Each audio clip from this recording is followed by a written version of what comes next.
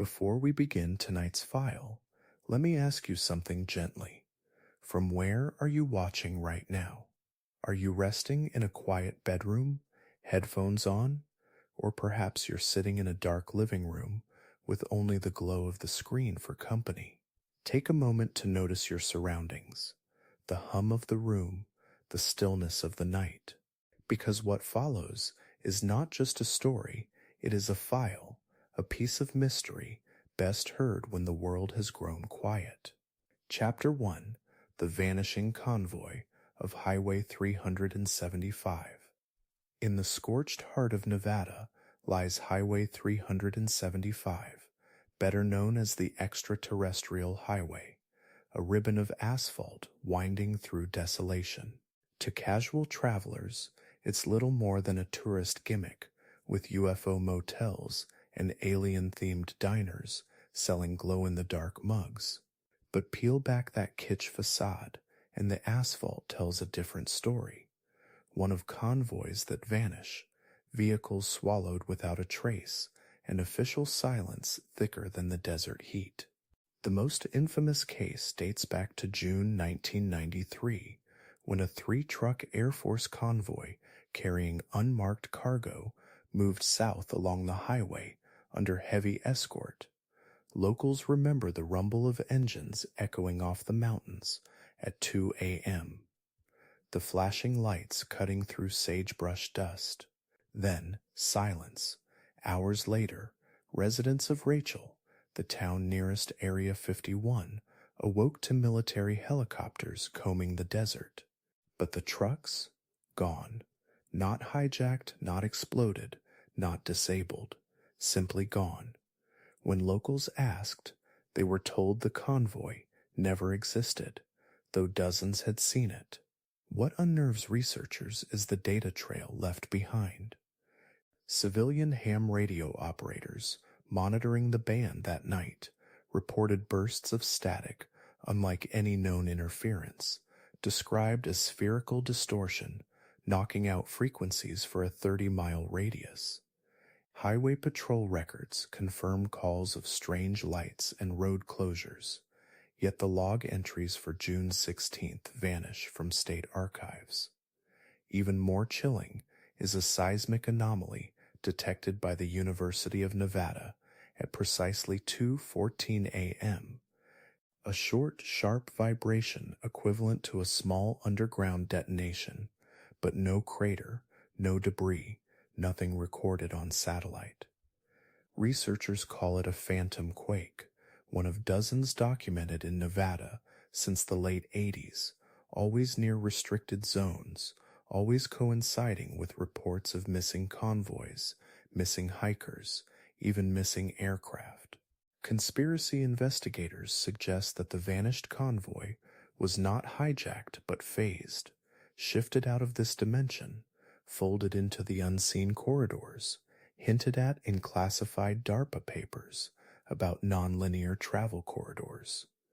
The idea sounds absurd until you examine the testimony of Drs. Robert Jacobs, a retired Air Force physicist who leaked in 2004 that electromagnetic aperture fields were being tested along Highway 375 in the early 90s.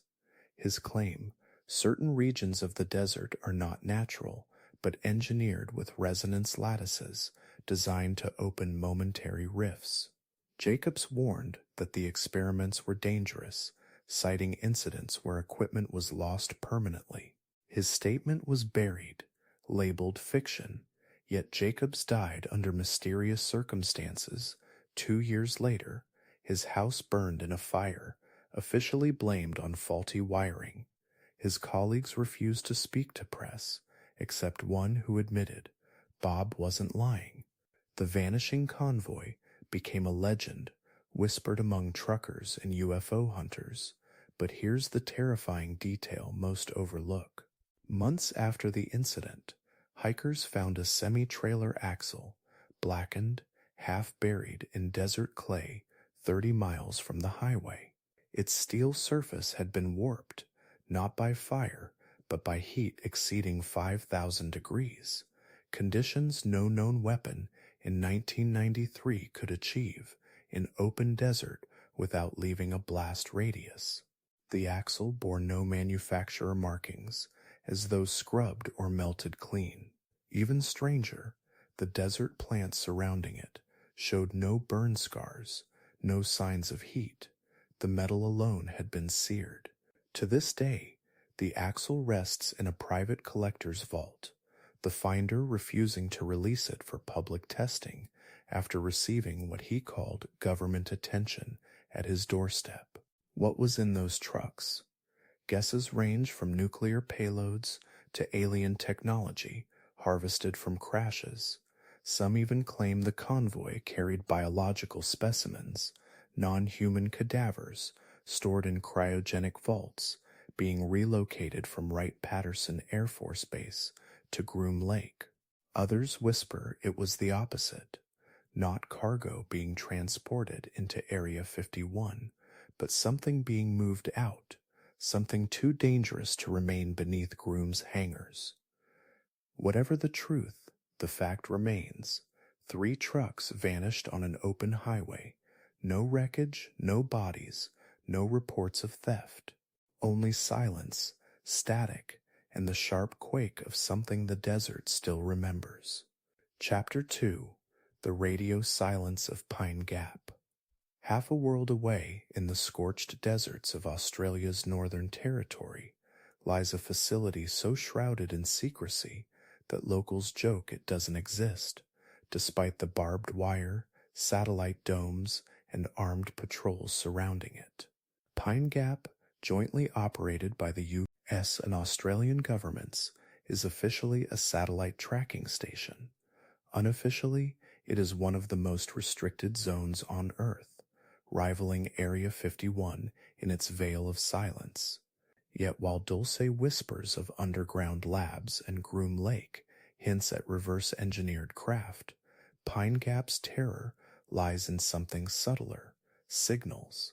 Not just intercepted communications, but transmissions, emanations whose origin remains unexplained, whose frequencies don't match human technology, and whose consequences ripple outward in the form of missing aircraft, blackouts, and bizarre cases of radio operators who claim to have heard the hum and never been the same again. The most documented case came in 1989, when an Australian pilot named Frederick Valentich disappeared over the Bass Strait. His last transmission, recorded and archived, describes a large craft above me playing some kind of game. Officially, Valentich's Cessna vanished without trace. Unofficially, declassified documents show that Pine Gap logged an anomalous burst on its systems within the same window, described as phase modulated at non-terrestrial bandwidths. The phrasing is deliberately opaque, but analysts who studied the data later admitted it resembled no known radar, satellite, or cosmic signature. The chilling part? The signal was outbound, not inbound. Something from beneath Pine Gap pulsed upward, coinciding with the pilot's vanishing. Skeptics dismiss coincidence, but Valentich's case is only one of more than 40 logged incidents where aircraft vanished or lost contact within Pine Gap's electromagnetic shadow. Whistleblowers paint a stranger picture still. A technician who defected in 1996 claimed that Pine Gap's deepest chambers housed resonance generators connected directly to Earth's crust, capable of transmitting frequencies into the ionosphere. He described working with charts marked not with latitude and longitude, but with nodes, geographic resonance points stretching across continents, many of them aligning with known anomalies like Shasta, Dulce, and Rendlesham. His claim: Pine Gap was not listening, but speaking, dialing coordinates through frequency. He said he once heard, through layered static, voices, not English, not any language, but patterned, tonal sounds that made his teeth vibrate in his skull. When he reported it, he was told, "You heard nothing." Weeks later, he fled the facility. Years later, he was found dead in an apparent suicide in a motel outside Darwin. His notes vanished. His story lingered. The strange part is the physical evidence that backs fragments of his tale. Local residents report low-frequency hums at night, rattling windows though no aircraft fly overhead.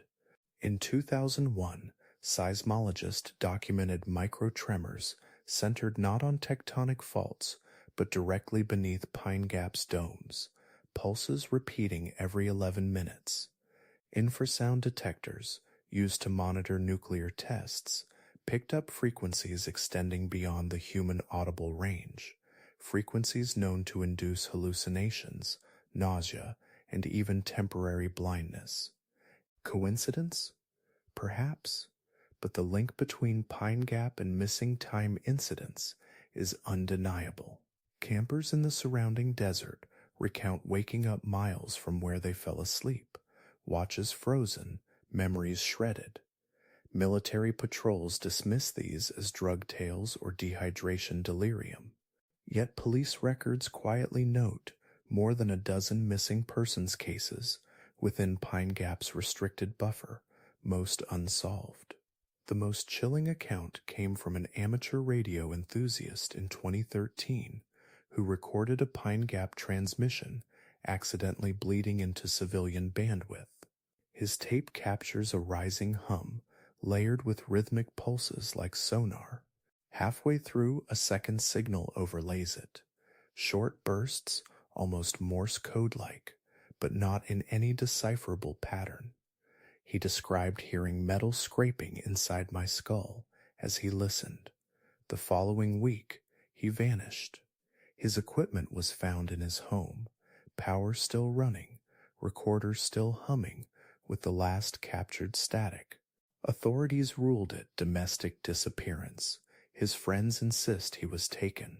If Dulce Base represents flesh experiments and Mount Shasta whispers of ancient guardians, Pine Gap may be the most terrifying node of all. A transmitter, a mouth through which the earth speaks to something else, or through which something else speaks to earth. And what if those bursts are not random? What if they are instructions, activating corridors like the one on Highway 375, calling vessels from beneath oceans, aligning resonances across deserts and mountains? The true horror may not be in what Pine Gap hides beneath its domes, but in the fact that it is not listening for answers. It is waiting for replies. Chapter 3: The Baltic Sea Anomaly. In June 2011, a Swedish diving team known as Ocean X stumbled upon what should have been a routine sonar hit on the floor of the northern Baltic Sea. At first, they assumed it was nothing more than a geological formation, perhaps a glacial deposit left behind by retreating ice. But as they returned with better equipment, the image sharpened. A circular mass, 200 feet in diameter, rising nearly 15 feet above the seabed, shaped not like a rock, but like a crafted structure. The divers described it as resembling a stone staircase leading upward, with right angles and corridors suggesting architecture, not geology. Skeptics dismissed it as pareidolia, human minds seeing design where none exists. Yet the anomalies multiply when examined. The structure's surface is covered in grooves, too regular to be explained by natural erosion, and its orientation directly aligns with magnetic north, something no random boulder does. But the strangest detail is not its shape, it is the effect it has on machines. Whenever vessels approach the site, electronic equipment malfunctions, cameras cut out, sonar scrambles, compasses spin wildly. Divers reported experiencing sudden disorientation, headaches, even temporary paralysis.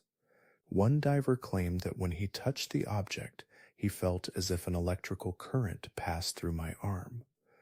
Ocean X released grainy images to the public, showing what appeared to be a hatch-like opening. Critics cried hoax, but a Swedish geologist admitted off-record that the rock samples retrieved did not match local seabed composition. They contained metals not native to the Baltic. More chilling still, trace amounts of isotopes were found that do not occur naturally on Earth, isotopes associated with artificial processes, not geology. Government interest was immediate. Within weeks of the discovery, Swedish naval vessels began monitoring exercises in the area, though fishing crews reported they were warned to keep clear. Rumors circulated that NATO submarines were spotted patrolling, and locals whispered that divers had been chased away by forces they couldn't identify. Ocean X itself fell silent after releasing only fragments of their findings. Their lead diver later confessed in an interview that he regretted going public. "We saw something we should not have seen, and we were told to stop." When pressed, he refused to say more. Speculation erupted. Was it a crashed UFO, lying dormant beneath the sea for thousands of years? Was it an ancient structure, a remnant of a lost civilization, drowned when the Ice Age ended?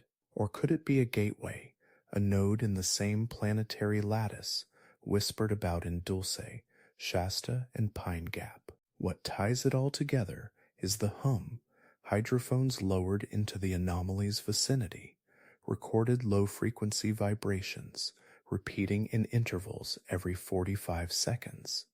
The tone resembled whale song, but deeper, resonant enough to be felt in human bones. Naval scientists dismiss the recordings as ice-cracking noises. But ice does not sing in perfect intervals, for hours at a time, across multiple recordings. And then there are the disappearances. Local fishermen have long spoken of ships vanishing in the Baltic's northern stretches, their nets hauled back empty, their boats later discovered drifting with engines dead. Some claim to have seen glowing lights beneath the water, circling the anomaly before sinking into its shadows. One 1997 log entry from the Swedish Coast Guard describes a patrol boat chasing submerged metallic object at unusual speed. The entry was later redacted, but leaked copies survive. The Baltic Sea anomaly, then, is not just a rock on the seabed. It may be a lock, a capstone, or the tip of something larger buried beneath centuries of sediment. And if its hum is not simply noise but signal, one wonders, what exactly is it trying to awaken? Chapter 4. The Black-Eyed Children of Abilene. Some X-Files do not involve radar blips or sonar hums, but whispers in the night, encounters so personal, so disturbing, they live in the marrow of folklore. One such file emerges from Abilene, Texas, in 1996, when a man named Brian Bethel wrote of a terrifying meeting with two children in a parking lot. Their request was simple, a ride home.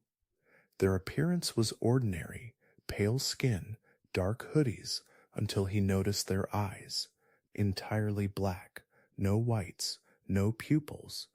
Bethel's instinct screamed danger, though the children's voices were calm, persuasive, even hypnotic. He fled, later describing the encounter as one of the most terrifying moments of his life. The tale spread, dismissed by skeptics as urban legend. Yet reports of black-eyed children did not stop. From England to rural Montana, similar accounts have piled up. Witnesses describe knocks at their doors late at night, children begging to be let inside, claiming they are lost, needing a phone or shelter. Their voices are eerily flat, their mannerisms oddly adult, and always, those black bottomless eyes. Some witnesses report overwhelming waves of dread, as though prey caught in the gaze of a predator. Others claim their electronics failed the moment the children approached. Phones died, lights flickered, radios cut to static. A handful who claim to have let them inside report sickness afterward, nosebleeds, migraines, or missing time. No child has ever been photographed clearly. No evidence remains, yet the consistency of stories across continents is difficult to ignore. Folklorists point out parallels to older tales: vampires, fae, changelings, beings who require invitation to cross a threshold. Could the black-eyed children be modern iterations of ancient archetypes, shifting their form to match human fears? Paranormal investigators note that sightings often cluster near military installations or areas with recorded UFO activity, suggesting an extraterrestrial angle. Are they hybrids, emissaries, or surveillance drones in human disguise? Or something older, using children's forms as camouflage? A 2013 study of sighting reports showed that 80% occurred during geomagnetic disturbances, solar storms, or aurora activity. Coincidence or atmospheric conditions opening doors? The most chilling element is the aftermath. One family in Vermont reported letting two black-eyed children into their home during a blizzard in 2001. Within months, the family's health collapsed. The father developed aggressive cancer, the mother suffered rapid-onset cataracts, and their pets all died mysteriously. Their story, told quietly to local researchers, never made mainstream news. But neighbors confirmed the visit. Two children, seen entering the house, never seen leaving. Skeptics demand photos, evidence. Yet the pattern remains. Black-eyed children arrive in moments of isolation, when fear and silence are strongest. They leave nothing behind but dread, illness, and the sense that what knocked on the door was not asking permission, it was testing boundaries. Chapter 5. The Silent Zone of Mapi-Mi. Deep in the Chihuahuan Desert of northern Mexico lies a region the locals call La Zona del Silencio, the Silent Zone. Here, compasses spin wildly, radios fall mute, and birds avoid the skies. The zone gained notoriety in 1970 when a U.S. Athena test missile launched from Utah went wildly off course, crashing into this very desert. The official explanation was guidance failure, but technicians admitted the missile's instruments went blind as it crossed into the zone. Coincidence? Perhaps.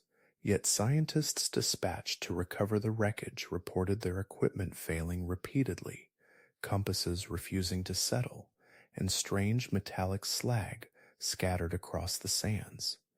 Since then, the zone has become a magnet for anomalies: glowing orbs floating above dunes, meteorites falling with unusual frequency, and travelers vanishing without explanation. The silence is not metaphorical. Radios literally die here. Pilots report instrument failure when flying overhead, while locals describe an oppressive quiet, as if sound itself is swallowed.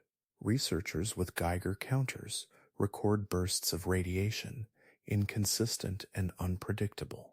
Geologists claim magnetic anomalies from mineral deposits, yet the field's geometry is too precise, its edges too clean, as if drawn with a ruler across desert stone. Ancient petroglyphs found nearby depict humanoid figures with elongated heads, holding circular devices emitting lines. Art historians dismiss them as sun worship, but the resemblance to modern radio waves is uncanny.